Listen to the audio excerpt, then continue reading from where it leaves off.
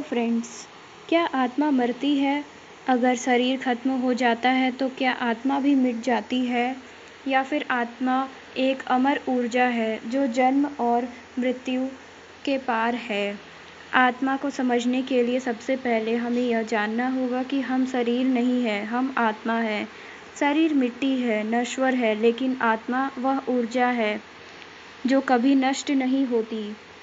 भगवद गीता में श्री कृष्ण अर्जुन से कहते हैं, नैनम छिन्दन्ति शस्त्राणि नैनम दहति पावक, यानी आत्मा को कोई शास्त्र नहीं काट सकता और कोई अग्नि नहीं जला सकती।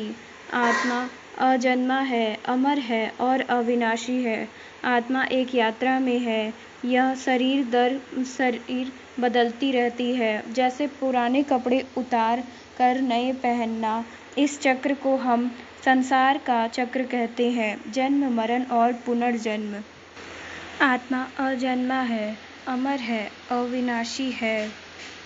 आत्मा एक यात्रा में है। यह शरीर एक यात्रा में है।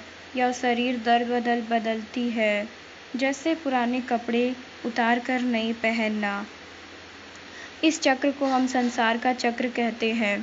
कुछ वैज्ञानिक अनुभव एनडीई में देखा गया है कि मृत्यु के समय व्यक्ति प्रकाश की ओर जाता है। हजारों लोग हु हैव डाइड मोमेंटरीली और लौटे हैं कहते हैं, मेरा शरीर वहीं पड़ा था, लेकिन मैं ऊपर से सब देख रहा था। ध्यान के दौरान कई साधक कहते हैं कि वे शरीर से बाहर निकल जाते हैं। जब आप मैं कौन हूँ पूछते हैं तो उत्तर आता है, मैं आत्मा हूँ जो शांति, प्रकाश और चेतना से बनी है।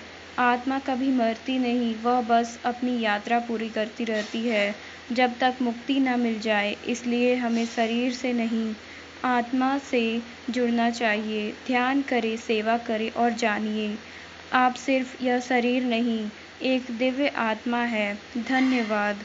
अगर आपने कभी ऐसा अनुभव किया है तो कमेंट में ज़रूर बताएं और फिलॉसफी टॉक्स को सब्सक्राइब करें ऐसे ही अद्भुत विषयों के लिए। धन्यवाद।